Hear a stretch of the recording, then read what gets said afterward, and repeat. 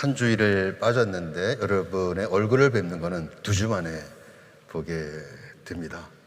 우리 베드로 씨 안녕하셨고요. 네, 안드레님은 괜찮으십니까? 바오로 씨도, 헬레나 씨는 어떠셔요? 마리아 씨도, 데레사님 괜찮으세요? 예, 이제 전부 안부를 물었죠. 대부분의 교우들이 다 이 이름 범주 안에 들어가 계시지 않습니까? 베드로, 야고보, 안드레. 네, 여러분 모두에게 정말 주님이 주시는 건강, 그 은총이 함께 하시기를 바랍니다. 굉장히 아프더라고요. 걸리지 않도록 조심하시기를 바랍니다. 저는 예정이 없던 한 주간의 피장을 마치고 건강하게 돌아왔습니다. 쾌차라고 보내주신 교우들의 격려 문자와 기도에 감사를 드립니다. 제가 확진자가 되리라고는 상상하지도 않았습니다. 감염되었다는 통보를 받고는 그래서 많이 두렵고 불안했습니다. 그런데 생각을 바꾸어 보니 모든 것이 잠시 멈춘 특별한 시간에 감사하게 되더라고요. 비록 몸은 불편했지만 하나님과 은밀하게 교제하는 시간이 즐겁고 기뻤습니다. 시인 나태주는 외롭다고 생각할 때일수록이라는 시에서 이렇게 노래하고 있습니다. 외롭다고 생각할 때일수록 혼자이기를, 말하고 싶은 말이 많을 때일수록 말을 삼가기를, 울고 싶은 생각이 깊을수록 울음을 안으로 곱게 사귀기를, 꿈꾸고 꿈꾸노니 많은 사람들로부터 빠져나와 키 큰 미루나무 옆에 서보고 혼자 고개 숙여 산길을 걷게 하소서. 시인의 말처럼 코로나가 아니더라도 때때로 잠시 멈추고 또 거리두기를 통해서 영혼의 깊은 호흡을 하는 시간을 여러분도 만들어 보시기를 바랍니다. 성부와 성자와 성령의 이름으로 말씀드립니다. 오늘 이 독서 요한묵시록은 우리 모두가 궁금해하는 천국의 실제에 대해서 잘 묘사하고 있습니다. 그곳에는 우리가 이해하는 방식과 일치하는 것은 아무것도 없습니다. 대신 우리가 바랄 수 있는 모든 것을 능가하는 것들로 가득합니다. 먼저 하늘 도성에는 솔로몬의 성전처럼 화려한 성전이 없었습니다. 교회 건물도 없었습니다. 전능하신 주 하느님과 어린 양이신 예수님께서 그 도성의 성전이시기 때문입니다. 그 도성에는 태양이나 달도 비칠 필요가 없었습니다.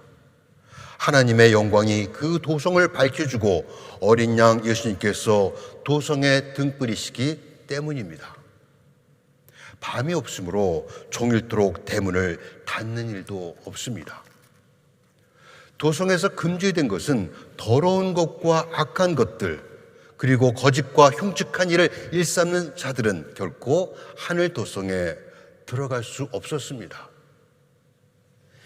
이번에는 천사가 우리를 도성 한가운데로 흐르는 수정같이 빛나는 생명수로 안내합니다. 그 강을 따라 하느님의 축복이 흐릅니다. 강 양쪽에는 12그루의 생명나무가 있었는데 달마다 열매를 맺었고 나뭇잎은 만국 백성을 치료하는 약이 됩니다. 유대 신비주의 전통에서 12는 완전한 숫자입니다. 이렇듯 하늘 도성에는 모든 것이 충만하고 완전하였으며 부족함이 없었습니다. 우리도 언젠가 그곳에 초대받아 갈 것을 기대하고 있습니다. 예수님과 이별을 직감하고 슬퍼하며 두려워하는 제자들에게 예수님께서 너희는 걱정하지 마라. 하느님을 믿고 또 나를 믿어라. 내 아버지 집에는 있을 곳이 많다. 가서 너희가 있을 곳을 마련하면 다시 와서 너희를 데려다가 내가 있는 곳에 같이 있게 하겠다. 그렇게 약속하신 바로 그곳입니다. 그러나 우리는 지금 여기에 살고 있습니다. 우리가 살아가는 세상은 완전하지 않습니다. 선과 악이 함께 자라고 거짓과 진리가 뒤섞여 있습니다. 우리는 그것들 사이에서 선택해야 하며 그 시간은 영원하지 않습니다. 하느님의 시간표가 임박하면 악과 공포는 사라지고 선과 아름다움만이 남게 될 것입니다. 그런데 그런 일은 우리가 세상을 떠난 후에 일어나는 일도 그리스도께서 재림하는 미래의 어느 날 일어날 일에 대해서 말하는 것도 아닙니다. 바로 지금 여기에서 일어날 일에 관하여 이야기하고 있습니다. 우리는 지금 하나님의 섭리를 매일 경험합니다. 우리는 고난을 겪는 여기에서 하느님의 보호하심을 받아 살아갑니다. 하느님의 구원 약속은 우리가 죽은 후가 아니라 지금 여기에서 이루어질 것입니다. 승천 추위를 한 주 앞두고 읽은 오늘 복음은 나를 사랑하는 사람은 내 말을 잘 지킬 것이다. 그러나 나를 사랑하지 않는 사람은 내 말을 지키지 않는다는 말씀으로 시작합니다. 이는 가룟 유다가 아닌 같은 이름의 다른 유다가 주님께서 왜 세상에는 나타내 보이지 않으시고 저희에게만 나타내 보이시려고 하십니까? 하는 질문에 대한 예수님의 대답입니다. 이는 지난주일 복음에서 나는 너에게 새 계명을 주겠다. 서로 사랑하여라. 내가 너희를 사랑한 것처럼 너희도 서로 사랑하여라. 그러면 세상 사람들이 그것을 보고 너희가 내 제자라는 것을 알게 될 것이다 하신 말씀과 이어져 있습니다. 그러면 예수님이 거듭해서 말씀하시는 사랑은 무엇입니까? 도대체 어떻게 생겼습니까? 그것을 이해하기 위해서는 예수님의 사랑 방식을 알아야 합니다. 그런데 문제는 히브리어에는 예수님이 말씀하신 사랑을 설명할 수 있는 정확한 단어가 없다는 것입니다. 그래서 초대교회는 예수님이 제시한 사랑에 대해 설명하기 위해 교회에서는 사용하지 않던 오래된 그리스어에서 한 단어를 가져왔습니다. 그것이 우리 모두가 알고 있는 아가페 사랑입니다. 초대교회 사람들은 이 아가페를 사용하여 가장 모호하고 오용되며 남용되는 단어 가운데 하나인 사랑을 번역했습니다. 아가페는 하느님만이 할 수 있는 절대적 사랑 외에는 다른 해석의 여지가 없었습니다. 우리는 강아지를 좋아합니다. 또 누군가는 고양이를 좋아하죠. 우리는 첫눈에 반하고 사랑에 눈이 멀고 열병을 앓기도 합니다. 우리는 배우자와 자녀를 아끼고 사랑합니다. 우리는 그것이 예수님이 성서에서 말씀하신 사랑이라고 생각합니다. 하지만 그중 어느 것도 요한이 하나님은 사랑이시다라고 말할 때의 그 사랑, 그리고 예수님께서 우리에게 서로 사랑하라고 명하신 그 사랑과는 아무 관련이 없습니다. 예수님이 말씀한 사랑은 우리가 내면에서 느끼는 감정과는 아무 상관이 없다는 것입니다. 그 사랑은 감정이라기보다는 우리가 선택한 행동에 관한 것입니다. 부분적으로는 한쪽 뺨을 맞았을 때 다른 땀도 내어주는 것과 같습니다. 그 사랑은 집으로 돌아온 탕자를 환영하는 아버지의 관용입니다. 그리고 1시간밖에 일하지 못한 노동자에게 하루 품삯을 주는 자비로운 행동이요, 서로의 발을 씻겨주는 것입니다. 무엇보다 하느님의 사랑을 가장 명확하게 보여주는 것은 십자가입니다.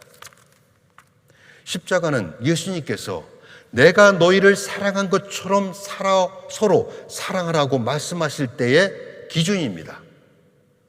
나를 사랑하는 사람은 내 말을 잘 지킬 것이라는 말씀이 갖고 있는 무게입니다. 오늘 복음에서 예수님은 누가 제자인지를 정의하며 두 가지를 제시하셨습니다. 하나는 나를 사랑하는 것이고 두 번째는 내 말을 잘 지키는 것입니다. 예수님은 앞서 15절에서 이에 대해 조금 더 강하게 말씀하신 적이 있습니다. 너희가 나를 사랑하면 내 계명을 지키게 될 것이다. 율법의 속박을 받던 사람들에게 은총과 자유를 약속하신 예수님에게서 다시 듣는 내 계명을 지켜야 한다는 명령은 어색하고 거부감으로 들릴 수 있는 말입니다. 그럴 때 우리는 두 가지 극단에 빠질 수 있습니다.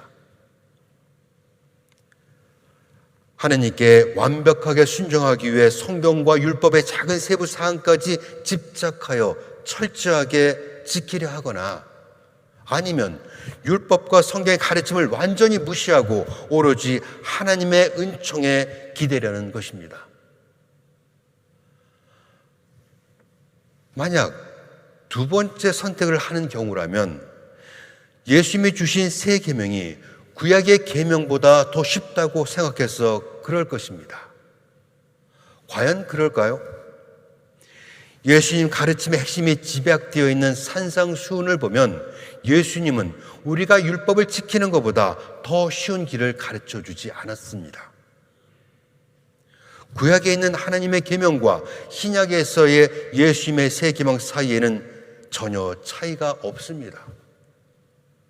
때로 신학자들은 성서의 작은 단어 하나를 설명하기 위해 성서 전체보다 더 많은 분량의 원고지를 낭비하기도 합니다. 하지만 신구약 성서 66권 전체 1189장의 핵심은 하나님을 사랑하고 이웃을 내 몸같이 사랑하라는 것입니다.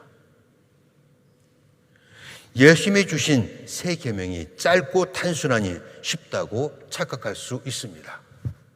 하지만 예수님은 하나님의 말씀을 따라 사는 것이 율법의 조항을 지키는 것보다 오히려 더 어렵다고 말씀합니다.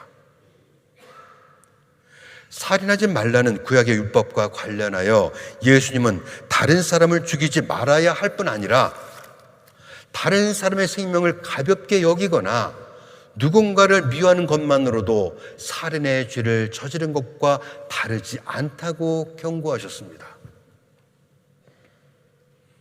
내 말을 잘 지켜야 한다 하는 것은 명령에 순종하는 관계가 아니라 서로에게 최선을 바라는 관계입니다. 그러므로 예수님의 부름은 사랑으로의 부름입니다. 그분을 알고 그분의 삶을 살며 그분의 길을 가라는 초대입니다. 그러므로 우리에게 하나님의 계명을 지키도록 강요하는 것은 율법이 아니라 오직 그분에 대한 사랑뿐입니다. 사랑 때문에 감당해야 하는 일은 율법을 지키기 위해 해야 할 일과 하지 말아야 할 일의 목록을 만드는 것보다 훨씬 더 어렵고 중요합니다. 그것을 깨달을 때까지 우리는 예수님이 말씀하시는 사랑의 요점을 놓치게 될 것입니다. 우리는 예수님께서 행하신 일을 통해서만 사랑이 무엇인지를 알게 됩니다. 그런데 사랑만이 그런 것이 아닙니다. 예수님은 이어지는 말씀에서 나는 너에게 평화를 주고 간다. 내 평화를 너에게 주는 것이다. 내가 주는 평화는 세상이 주는 평화와는 다르다고 말씀합니다. 우리가 생각하는 평화는 문제가 일어나지 않고 평안한 내면의 상태이거나 전쟁이 없는 것을 의미합니다. 그것은 필요하지만 예수님이 염두에 두셨던 평화는 아닙니다. 예수님께서 주시는 평화는 아무 일도 없는 수동적인 평화가 아니라 적극적인 행동을 전제로 합니다. 오늘 복음이 포함되어 있는 이별 담화 마지막 부분에서 예수님은 제자들에게 나는 너희가 내게서 평화를 얻게 하려고 이 말을 한 것이다. 너희는 세상에서 고난을 당하겠지만 용기를 내어라. 내가 세상을 이겼다 말씀합니다. 여기서 우리는 주님이 주시는 평화가 어떤 것인지를 분명하게 알게 됩니다. 사랑의 품사가 동사인 것처럼 평화는 아무 도전도 하지 않는 이에게 주어지는 값싼 선물이 아닙니다. 참 평화는 예수님을 사랑하고 예수의 계명을 지키려는 사람에게 주어지는 것으로 우리가 상상하는 그 어떤 것보다 큽니다. 하나님의 평화인 샬롬은 모든 사람 안에서 그리스도를 보고 섬기며 이웃을 내 몸같이 사랑하게 된다는 것을 의미합니다. 그래서 더 이상 내 이웃이 누구입니까? 혹은 내 형제가 누구입니까? 라고 질문하지 않는 것입니다. 이 환상은 성경의 마지막 책인 묵시록까지 이어집니다. 문들이 모두 열려 있고 수정같이 빛나는 생명수가 강이 되어 흐르는 하늘 토성에는 어떤 강요도 폭력도 지배도 사라지고 없을 것입니다. 예수님은 그리스도가 주시는 참 평화를 지키고 전하는 자가 되라고 우리를 부르십니다. 그러나 제자들은 이별을 두려워하며 모든 것이 무너진 듯 근심에 휩싸여 있습니다. 예수님은 그런 제자들에게 믿음을 지킬 수 있는 준비를 시켜주십니다.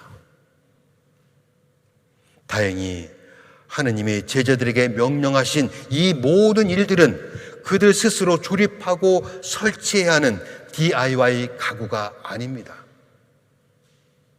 제자들 혼자 할 수 있는 일이 아닌 것을 알고 계신 주님은 그들을 어둠 속에 홀로 두지 않으시고 진리의 영이신 성령 곧 협조자를 보내주실 것을 약속하셨습니다.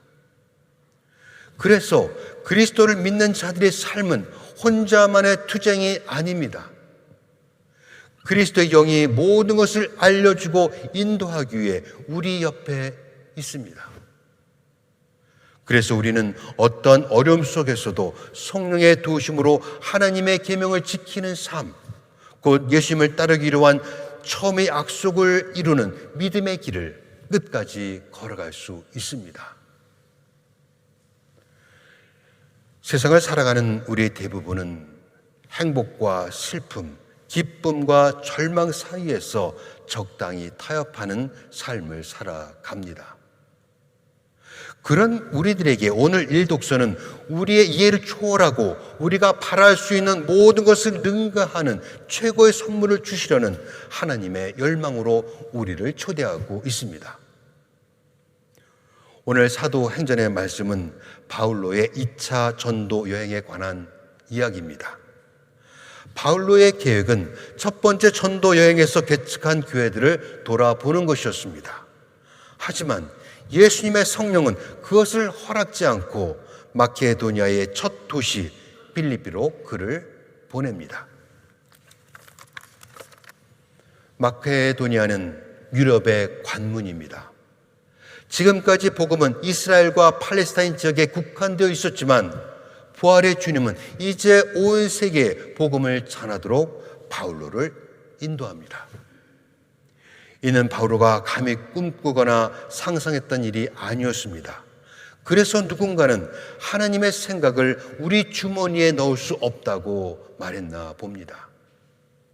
오늘 복음 28절에서 만일 너희가 나를 사랑한다면 내가 아버지께 가는 것을 기뻐했을 것이다 라고 예수께서 말씀하신 것도 아버지의 생각과 뜻은 언제나 우리 생각 저 너머에 있다는 것을 말해 줍니다.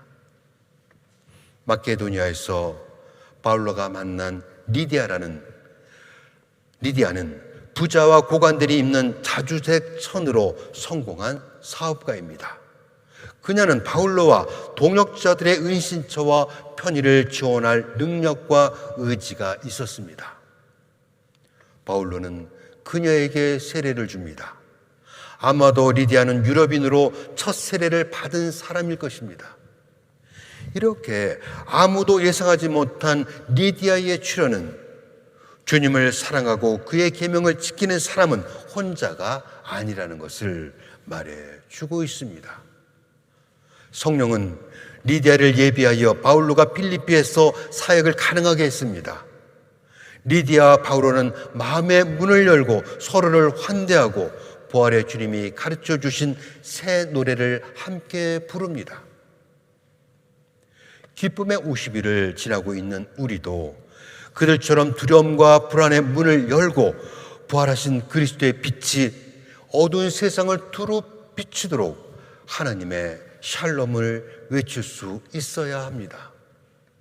그러면 부활의 주님은 새로운 일을 시작하는 바울로에게 협조자 리디아를 준비시켜 주셨던 것처럼 주님의 뜻을 따르려는 우리에게도 우리가 감히 상상하지 못한 좋은 것을 예비하여 주실 것입니다. 교회는 그때나 지금이나 말과 행동 모두에서 신실함을 드러내는 사람들과 낯선 이들을 환대하는 믿음의 사람들에 의해 유지되고 강화되었습니다. 이것이 나를 사랑하는 사람은 내 말을 잘 지킬 것이다 하신 주님의 말씀 안에 살아가는 방식입니다. 이번 한 주간도 주님의 사랑 안에 머무는 여러분이 되시기를 소망합니다. 성부와 성자와 성령의 이름으로 말씀드렸습니다.